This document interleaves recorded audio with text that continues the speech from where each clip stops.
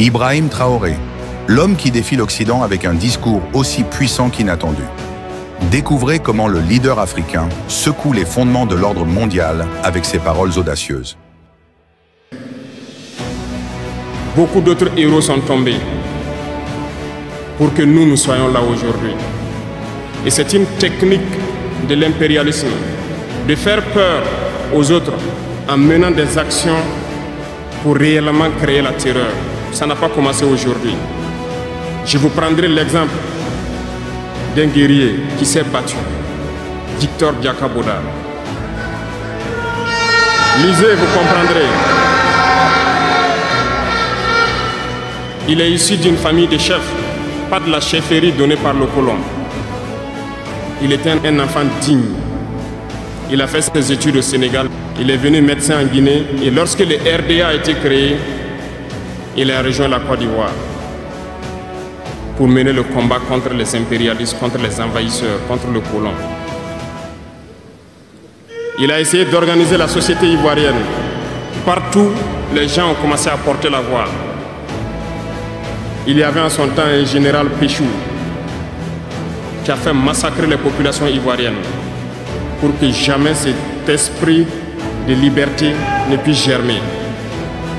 Il a continué son combat aux côtés de Félix Houphouët-Boigny. Ils ont lutté, mais le plus virulent était Victor Diakaboda. Il représentait une menace pour les impérialistes. Qu'ont-ils fait? En plus de massacrer les populations qui manifestaient, un soir, ils l'ont tué de manière atroce à côté de Boiflé. Quelques heures après, lorsque les populations de Dimbokro ont entendu l'assassinat, ils ont marché, ils ont manifesté, ils ont été massacrés par l'armée coloniale. L'histoire est têtue, les faits sont là. Après sa mort, qui a fait peur à Félix Houphouët-Boigny, ils l'ont appelé et il dit: si vous continuez la lutte, vous connaîtrez le même sort. Il a eu peur et il s'est rallié à l'impérialisme. Il a été nommé ministre en France et plus tard il est venu prendre les rênes de la Côte d'Ivoire. Et ils l'ont utilisé pour éliminer beaucoup d'autres personnes qui osaient lever la voix. Et je pense que Thomas Sankara est un bel exemple.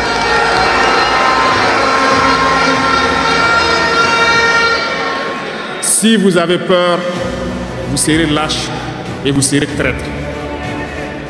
N'ayez jamais peur. La lutte doit continuer. Il y a beaucoup d'autres exemples à travers le monde. Et il y a ce phénomène qu'ils ont aussi utilisé depuis belle lurette et qu'ils continuent d'utiliser.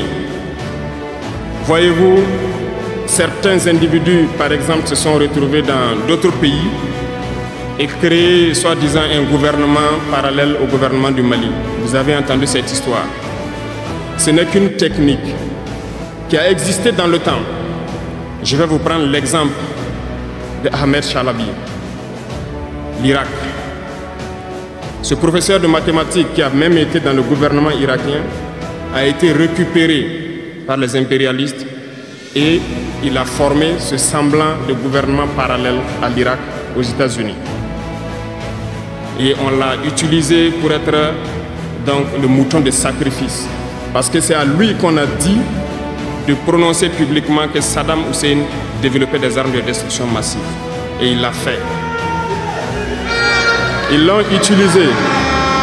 Et cet alibi a été utilisé pour tuer des millions d'enfants en Irak et détruire l'Irak. Et vous savez quel a été le sort de Chalabi? Un soir, après une interview, dans l'interview, il disait même qu'il sait que la CIA est sur son dos. Quelques heures après, il a été retrouvé mort dans son lit, mort de crise cardiaque. Si vous trahissez, vous aurez des fins macabres. C'est ainsi. L'impérialisme n'a pas d'amis. L'impérialisme vous utilise et quand il finit de vous utiliser, il fait de vous ce qu'il veut. Suivez mon regard. Vous comprenez de quoi je parle. Ça a toujours été comme ça.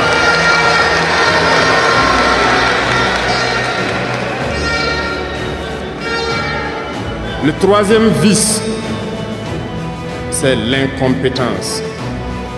L'incompétence est un phénomène très dangereux qu'ils ont utilisé pour détruire la société africaine. Dans nos administrations, il y a beaucoup d'incompétence. Reconnaissons-le. Les incompétents ont beaucoup de place à côté de l'impérialisme. Parce que les incompétents peuvent plomber le développement d'un pays. Les incompétents peuvent vous amener à douter de vous. Les incompétents aiment la facilité. Les incompétents aiment tout pour eux seuls. Les incompétents n'aiment pas ceux qui sont compétents. Ils n'aiment pas ceux qui innovent, ceux qui cherchent. Les incompétents sont dangereux. Lorsque vous êtes éclairé, l'incompétent ne vous aime pas. Lorsque vous voulez innover, l'incompétent ne vous aime pas. L'incompétent sait reconnaître celui qui est compétent et il va le combattre jusqu'à son dernier souffle. Parce qu'il a peur de celui qui est compétent. Cherchez la connaissance. Cherchez la connaissance et travaillez. Travaillez dur pour être compétent. Bannissez l'incompétence. Parce que, à travers les distractions qu'on veut nous faire adopter, on devient incompétent. Je vous prends un exemple. Les réseaux sociaux sont les lieux de publication des informations aujourd'hui. Les gens s'informent à travers Internet et beaucoup de choses. Un jeune qui publie sur les réseaux sociaux un article sur sa ferme ou un projet agricole ou un projet scientifique, je suis jeune, je connais les termes. Il n'aura pas peut-être 1000 vues. Mais un jeune qui publie sur des futilités, il a des millions de vues.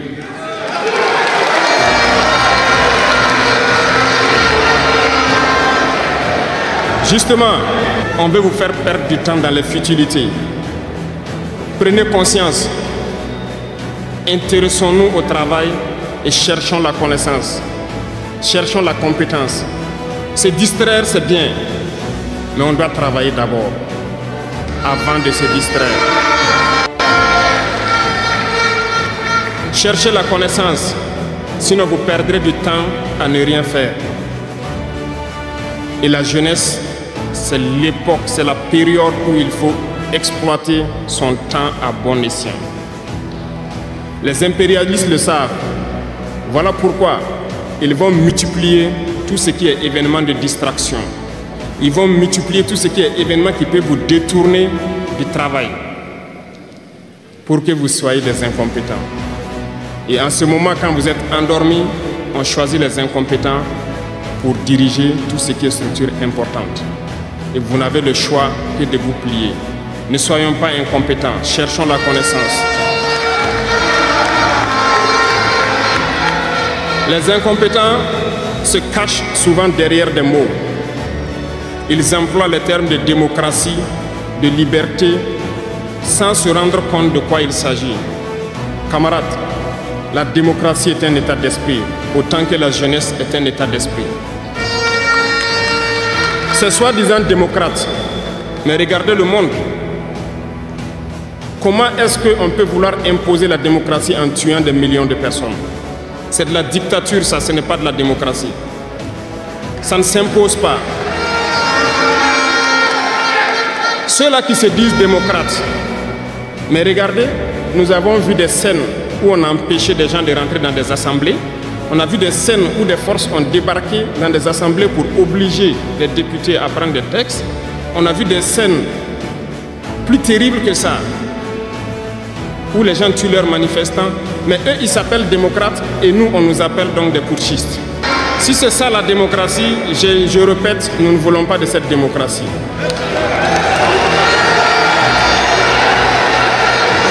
Et quand vous voyez souvent les incompétents, ils ne cherchent pas à savoir quelle est la signification du mot démocratie en réalité. il s'accroche juste à la définition qu'il lui a donnée l'impérialisme et il se met à parler de démocratie sans réellement connaître le fondement. Ça, c'est de l'incompétence. Il faut chercher à connaître, avoir la connaissance, regarder le monde pour redéfinir la démocratie telle que nous le voulons en Afrique. Les incompétents se cachent derrière les libertés. Retenez une chose, il n'y a pas de liberté individuelle qui existe. C'est un fait. Vous pensez vraiment que chacun est libre? La liberté est collective. Tant que nous vivons dans une société avec des règles, la liberté est collective. Parce que si vous ne respectez pas les règles, vous ne pouvez pas vivre dans la société. Si vous êtes libre de parler comme vous voulez, l'autre aussi est libre de vous répondre comme il veut. Ça sera du désordre. Si vous êtes libre de rouler dans la rue et de passer le feu au rouge comme vous voulez, l'autre est libre de passer aussi et de vous cogner. Vous comprenez que si la liberté individuelle prend le dessus, nous sommes dans une société de désordre. Voilà pourquoi il y a des règles dans la société. Et les règles, tout le monde doit les respecter. Et là, on parle de liberté collective.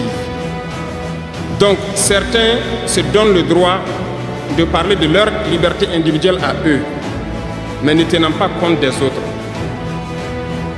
Je pense que ça fait partie aussi de l'incompétence. Parce qu'ils ne cherchent pas à comprendre, ils s'arrogent les droits que peut-être les États les ont donnés pour sévir, pour faire tout pour eux, en négligeant les libertés des autres. Non, la liberté est collective. Avant de poser un acte, on pense à la liberté d'autrui. Et nous ne devons pas transcender la liberté des autres. Donc ça fait qu'on doit avoir de la réserve. Et une fois qu'on a de la réserve, la liberté individuelle n'existe pas. La liberté est collective. Et nous devons avoir cette culture de liberté collective. Cherchons donc la connaissance, lisons, interrogeons l'histoire.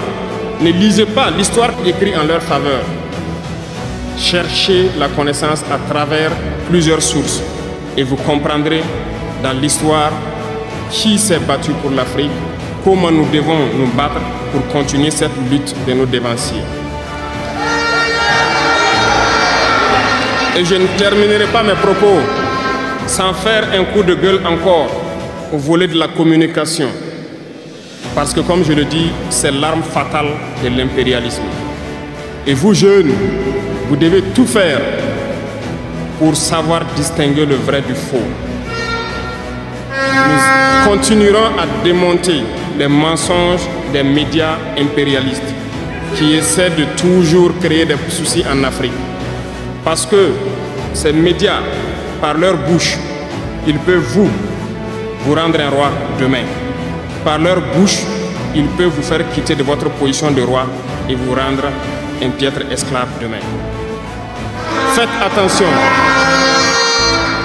Je suivais une émission, malheureusement, il n'y a pas longtemps, burkinabé, où un jeune journaliste a sorti une phrase qui m'a laissé un peu perplexe. Il parlait de la Corée du Nord. Et le journaliste a dit, mais il meurt de faim en Corée du Nord. A-t-il pris le soin d'aller en Corée du Nord enquêter pour voir vraiment s'il meurt de faim? L'idée que les médias impérialistes ont vendu de la Corée du Nord est plus développée que beaucoup de pays européens. Et parce que ces médias nous disent la Corée du Nord c'est la dictature, les gens meurent de faim, ils sont pauvres, ils n'ont rien, on prend ça ainsi. Mais la Corée du Nord est une puissance nucléaire, comment est-ce qu'ils ont fait?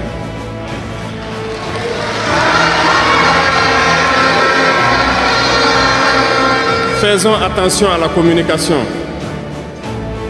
Il ne faut pas suivre de manière aveugle ces médias menteurs qui ne cherchent qu'à diviser l'Afrique. C'est logique, ils se battent pour les intérêts de leur peuple. Et l'intérêt de leur peuple, c'est que l'Afrique soit divisée.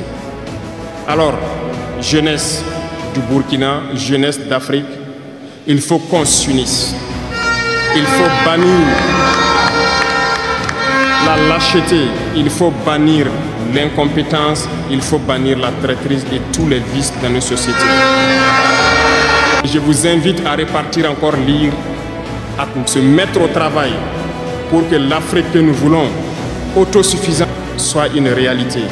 Pour que l'Afrique que nous voulons pour un développement harmonieux soit une réalité. Parce que je reviens sur votre thème. Il n'y a pas de paix et de sécurité sans développement. Les deux vont de pair. S'il n'y a pas de développement, il n'y a pas de sécurité. Parce que s'il n'y a pas de développement, la jeunesse va forcément se retrouver dans les vices. Et il n'y aura pas de sécurité. S'il n'y a pas de sécurité aussi, il n'y a pas de développement. Donc les deux doivent aller de pair. Intégrons cela dans nos combats pour que nous puissions nous battre et nous développons. Allons-y vers la production. Produisons suffisamment.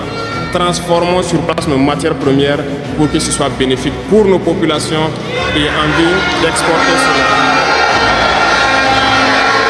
La patrie ou la mort.